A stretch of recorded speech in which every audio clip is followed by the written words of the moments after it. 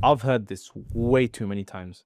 I'm not a tech person is one of the most expensive sentences people repeat about themselves. And it usually costs them about £20,000 a year, every year for the rest of their working life. And I genuinely believe that people are defined by their environment and the people they're around. And usually, sometimes, even books and how people talk. And this specific belief, I genuinely think it came from somewhere real, right? So, Cal Newport, he has a book so good they can't ignore you, and it sold over 500,000 copies. And because of that reason, I genuinely think when people read things like this, right, it seeds an entire generation on the idea of something.